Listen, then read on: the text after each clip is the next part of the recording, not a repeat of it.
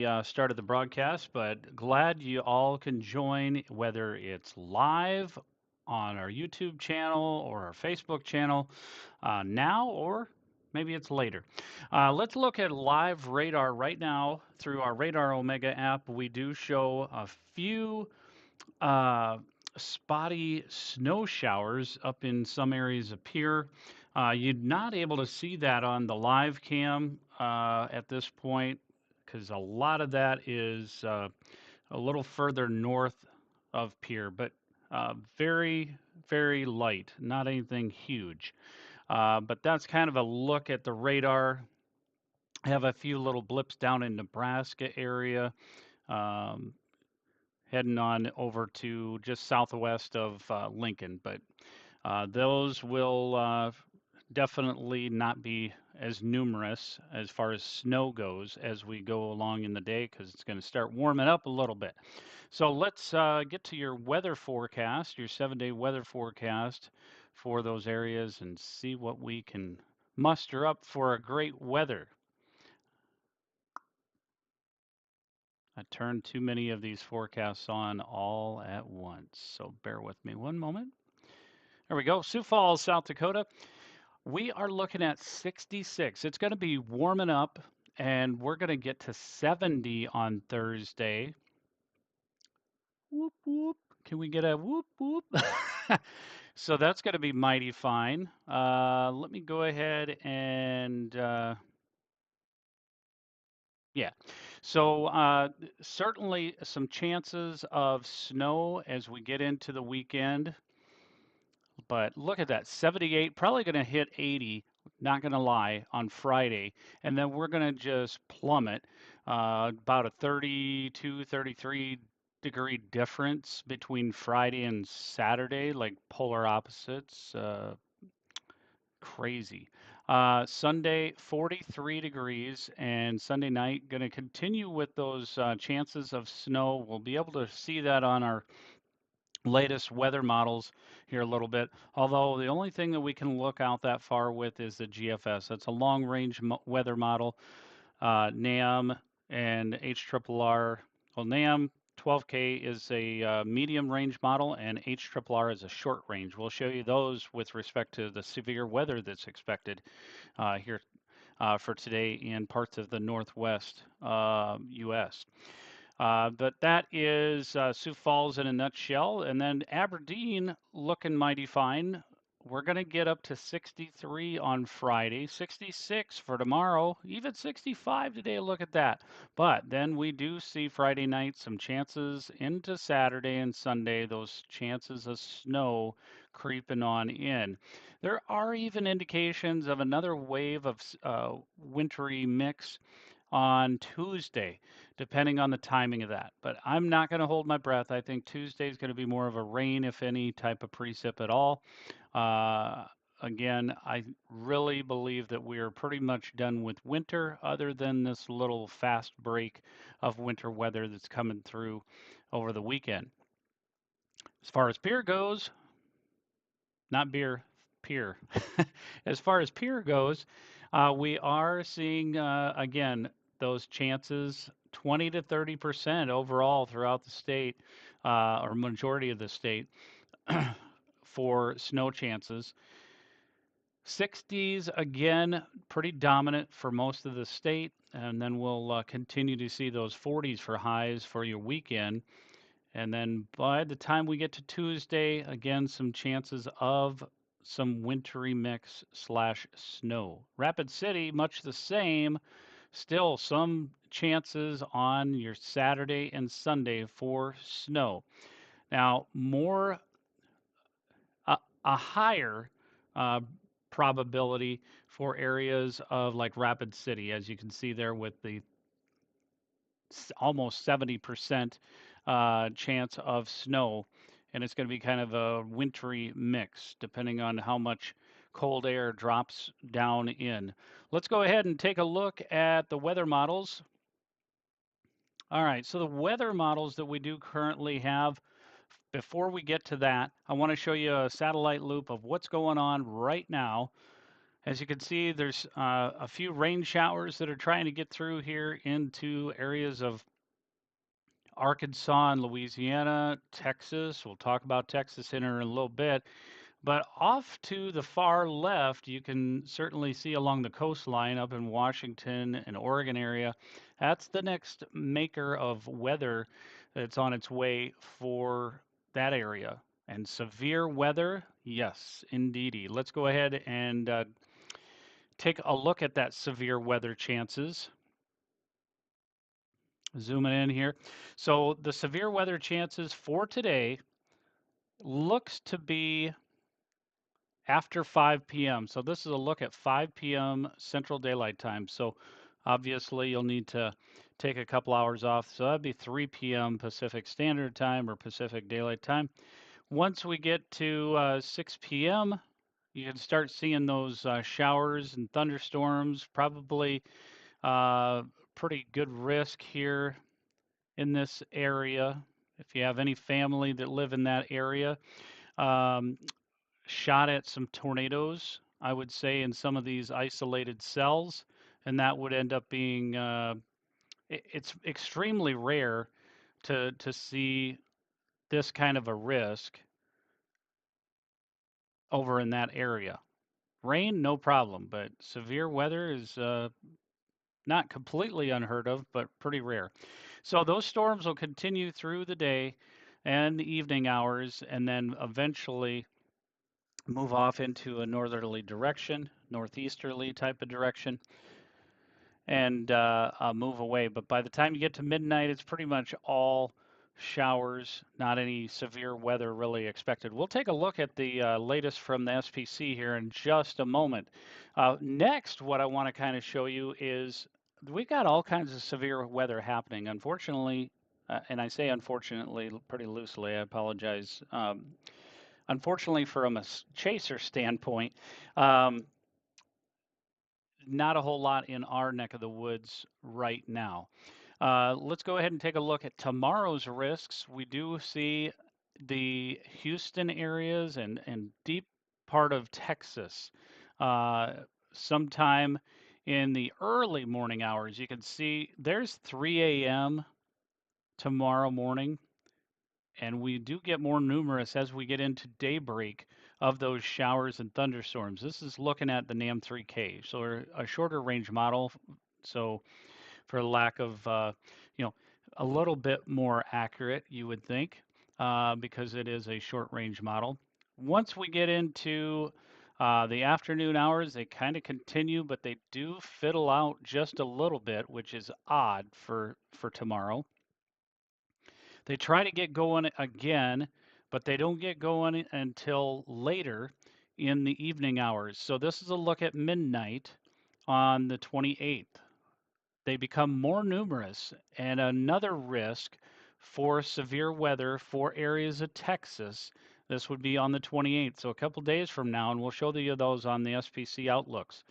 And then what we do have happening as we get into the daybreak of the 28th, 9 a.m., 10 a.m. there, we are starting to see indications by the time we get to the afternoon. It's a little hard to see on this weather model, but I'll show you on the GFS a little bit more in depth. But we are expecting to see storms move on over to areas of like Louisiana, Missouri, uh, Mississippi, Tennessee, all of those areas. Let's go ahead and take a look at the bulk shear. Uh, what the bulk shear does is helps us understand how much wind, basically, the vertical shear that there is in order for it to help support one of the ingredients, help support the tornado activity. So we're going to take a look at the 28th here. All right, do we see a whole lot? No, we don't. But this is just one weather model, so it's having a little struggle showing the bulk shear as to where it needs to pinpoint it. So let's go ahead and take a quick peek at those updates from the SPC here. Sorry, I did not have that up. Let's go ahead. Here it is, the risks for severe weather. Now, this is looking at Friday, so let me get to the right day, right? I'm jumping ahead.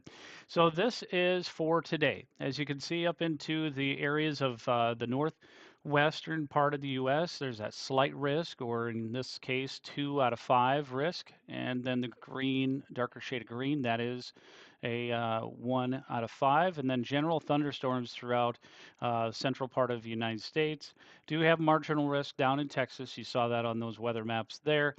And then as far as the tornado risk, I mean, goodness gracious, we've got a 5%, 5 to 9% in that area that I kind of showed you there along Washington and Oregon for tornado activity. So if you got friends, family that are living over there, make sure you get them alert. Let's go ahead and take a look at the hail risks. That is pretty significant as well in that same bullseye area of where uh, the tornado risks are today.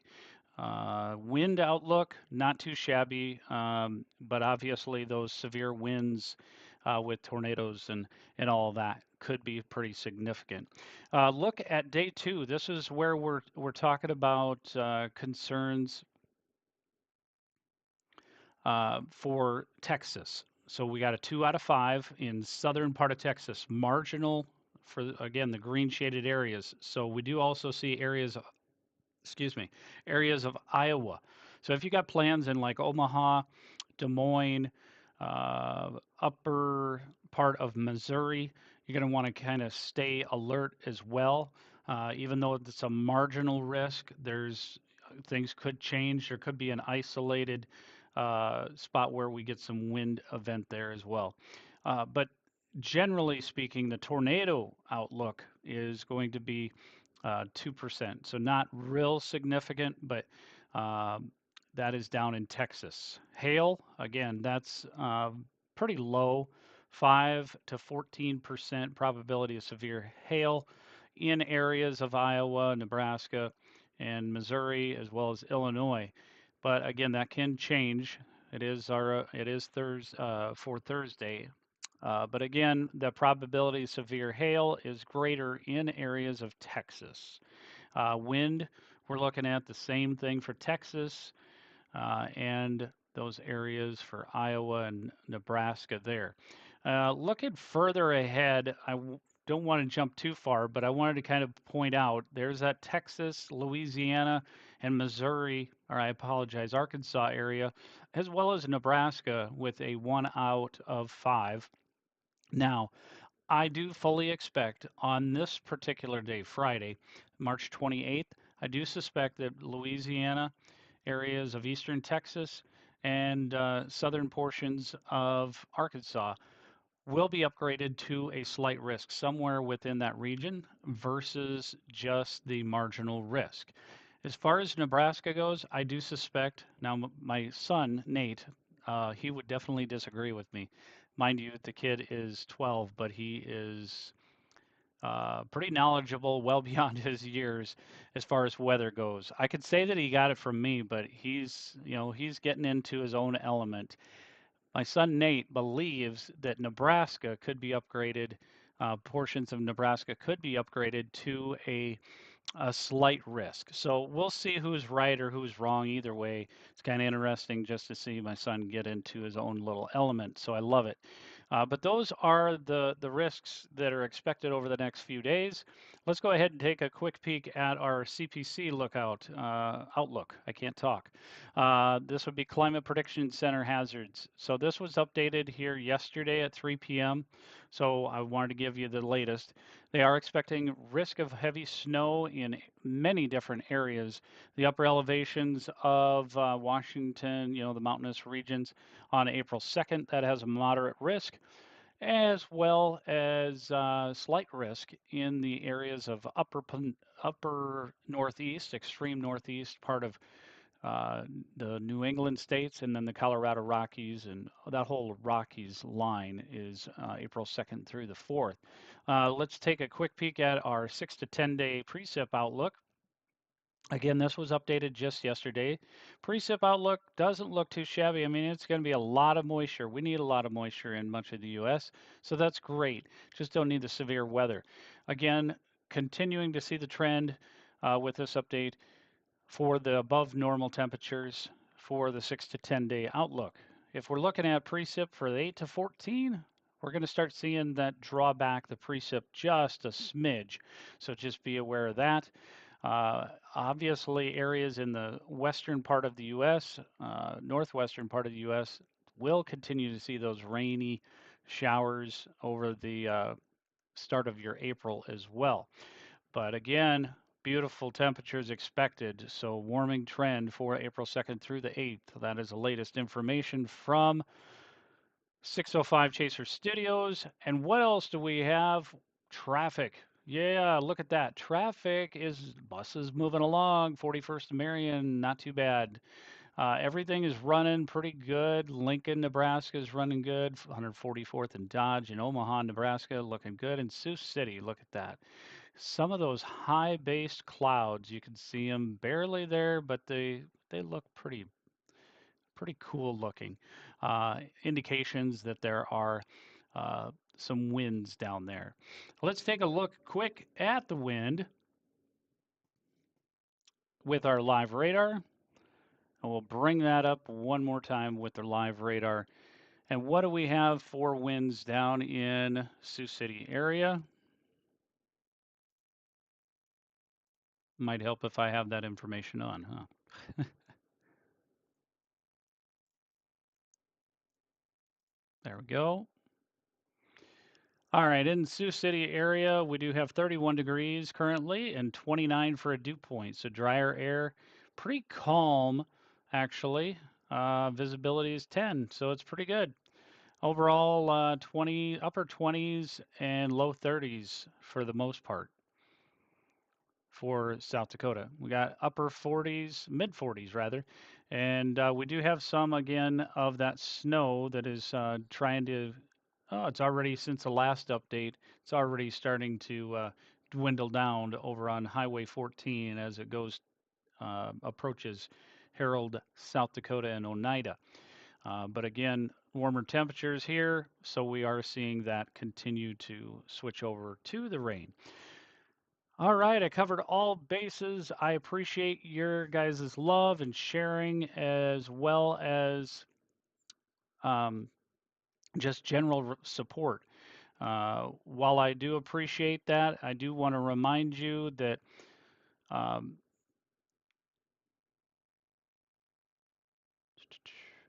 apologize 1 second here. Lost it. I do want to remind you that you can certainly Venmo us at Henry Kramer. So be sure to, if you wanted to fund the chase of storms that we do, you can certainly do that by, there it is, donating to our Fuel Our Next Chase fund. You can just scan that, or you can go on your Venmo app and just punch in at Henry Kramer, all one word. And if you see this logo, the 605 Chaser logo, you'll know that's me, and certainly can donate. We're not pressing you for it, just asking if you feel the need, because there are some people that have made it very well known to me that, hey, you should probably put a donation thing on there because I would certainly donate. Appreciate that if you do.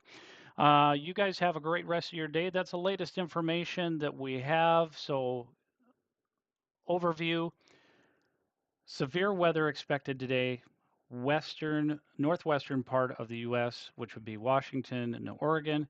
Tomorrow, that shifts to the south and goes to Texas, the extreme southern portion of Texas, and then that continues in eastern part of Texas for your Friday, and then even Louisiana, parts of Missouri, and an ever so slight risk, marginal risk of severe weather in parts of Nebraska as well. So again, let's see what Nate and I come up with.